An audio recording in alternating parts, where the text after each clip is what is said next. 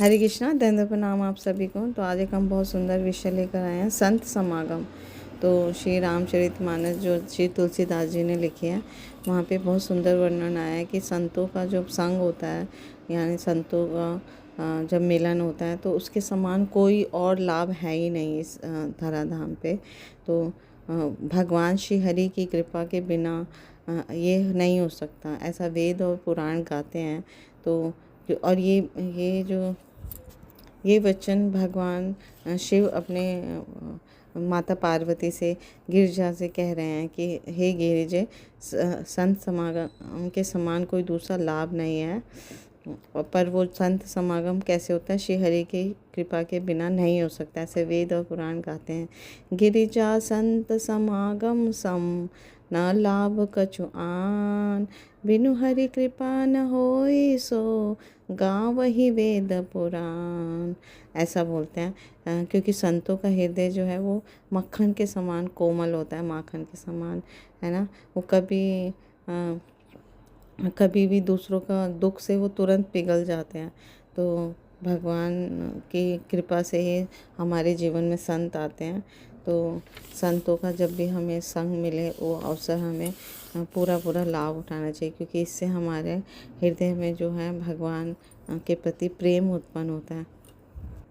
तो वेदों ने जो बहुत सारे साधन बताए हैं, जैसे कर्म, है ना, धर्म, व्रत, अनेक प्रकार के कर्म होते हैं। धर्म, व्रत, दान, संयम, दम, जप, तप, यज्ञ, प्राणियों पे दया, ब्राह्मण या गुरु की सेवा, विद्या, विनय, विवेक की बढ़ाई, ऐसे बहुत सारे कर्म होते हैं। उन सब का फल ही यही है कि भगवान श्री हरि की भक्ति हमें मिले।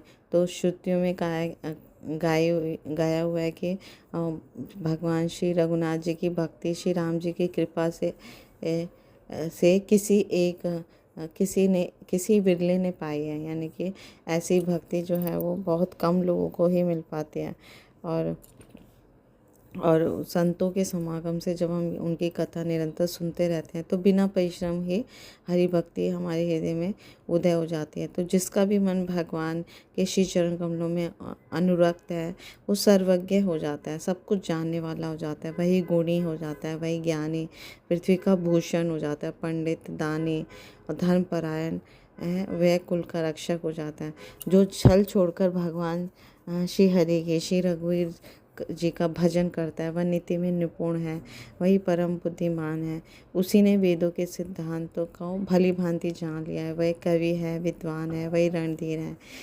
तो नीति निपुण सोई परम सयाना, श्रुति सिद्धांत निकते ही जाना, सोई कवि गोविंद सोई रणधीरा, जो छल छाड़ी भजई हर रघुबीरा।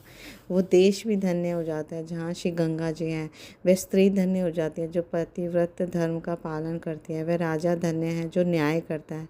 वह ब्राह्मण धन्य है जो अपने धर्म से नहीं टिकता। वह धन धन्य है जिसकी पहली गति होती है, यानी दान देने में व्यय होता है।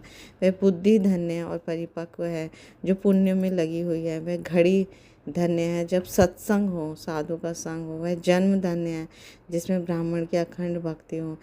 तो इस तरह से हम वो कुल धन्य हो जाता है जहाँ पर परम पवित्र, है ना, भगवान के राम भक्त, है ना, उनकी वो उनके जैसा विनम्र पुरुष उत्पन्न हो। तो भगवान के प्रति जो प्रेम हमारे हृदय में जागृत होता है, संतों के समागम से, संतों के संग करने से ही ये हमें मिल पाता है। तो जो भी श्री रामचरितमानस का पाठ करता है ना, या श्रवण करता है, कीर्तन करता है, वो उनको श्री राम जी के चरणों में प्रेम शीघ्र अतिशीघ्र उत्पन्न हो जाता है। तो जो भी भगवान श्री राम जी के चरणों में प्रेम चाहता है या मोक्ष पद चाहता है, वह इस कथा रूपी अमृत को प्रेम पूर्वक अपने कानों से श्रवण करें, है ना, पिए, सुने बारंबार। राम चरण रति जो चह अथवा पद निर्माण, भाव सहित सो यह कथा करहूँ श्रवण पुटपान। है ना, ऐसे बोलते हैं भगवान शिव जी। तो कहते हैं इस कलयुग का, है ना, हे गिरिजे, मैंने कलयुग के पापों का नाश करने वाली और मन के मल को दूर करने वाली राम कथा का वर्णन किया। तो ये इस संसार के जन्म मरण, है ना, जरा व्याधि, ऐसे संस्कृति रूपी रोग के लिए संजीवनी जड़ी है भगवान की कथा, ऐसा विद्वान और वेद कहते हैं। तो जो कपट छोड़कर, है ना, ये कथा गाते हैं, है ना, वे मनुष्य अपनी सिद्धि पा लेते हैं, है ना। तो और संसार रूपी समुद्र को गौ छोटे गाय के बछड़े के खुर से बने हुए गड्ढे की भांति पार कर पाते हैं।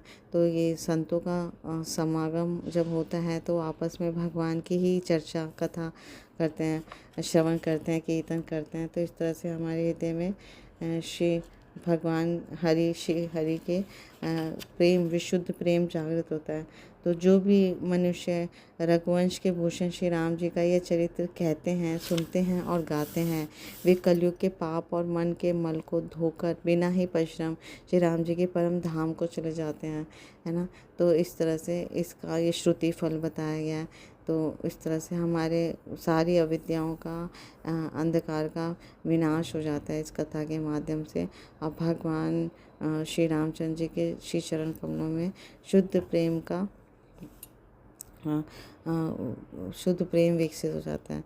और क्योंकि भगवान जो है, भगवान श्री रामचंद्र सुंदर, सुजान और कृपा निधान है, जो अनाथों पर प्रेम करते हैं, ऐसे भगवान हैं।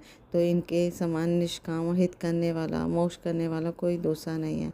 तो तुलसीदास जी यहाँ पर श्रुति फल बता रहे हैं कि इनकी लेश मात्र कृपा से मैं मंद बुद्धि तुलसीदास ने परम शांति प्राप्त कर ली। तो ऐसे प्रभु कहीं नहीं है।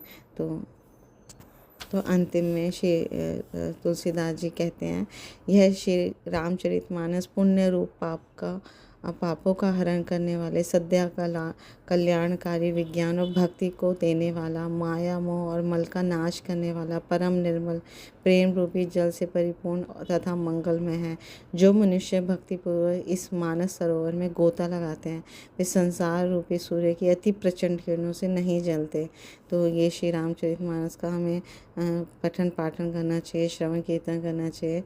तो इससे हमारा जीवन जो है वो परम कल्याणमय, है ना, और भौतिक संसार से शीघ्र अतिशीघ्र मोक्ष को, है ना, प्राप्त होगा। और इस जीवन का जो परम लक्ष्य है उसको हम प्राप्त करेंगे, जो भगवान श्री कृष्ण का, भगवान श्री राम जी के अहितु की भक्ति है।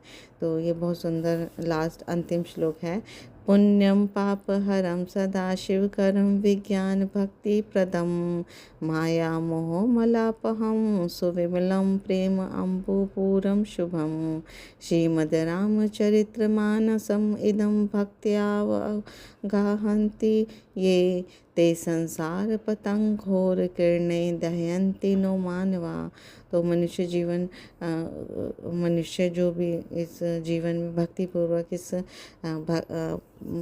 रामचरितमानस में गोता लगाते हैं, वो संसार रूपी सूर्य की, है ना, अति प्रचंड किरणों से नहीं जलते। यानी कि इस संसार में जितने भी ताप हैं उससे वो मुक्त हो जाते हैं, इस भौतिक बंधन से तुरंत मुक्त हो जाते हैं, क्योंकि ये परम कल्याणकारी है और पुण्य के रूप में उदय हुई है और हमारे सारे पापों का हरण करने वाली हैं, विज्ञान देने वाली है, भक्ति देने वाली है, हमारे अज्ञान के अंधकार को नाश करने वाली है, परम निर्मल है और मंगलमय है।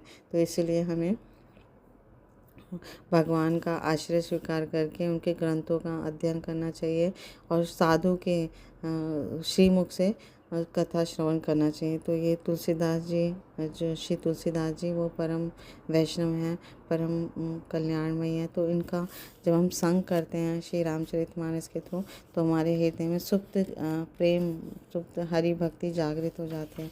Thank you so much. Guru Maharaj की जय, श्री प्रभुपाद की जय, आप सब भक्तवृंद की जय, श्री रामचरितमानस जी की जय। हरे कृष्णा कृष्णा कृष्णा हरे हरे, हरे राम राम राम हरे हरे। श्री तुलसीदास जी की जय।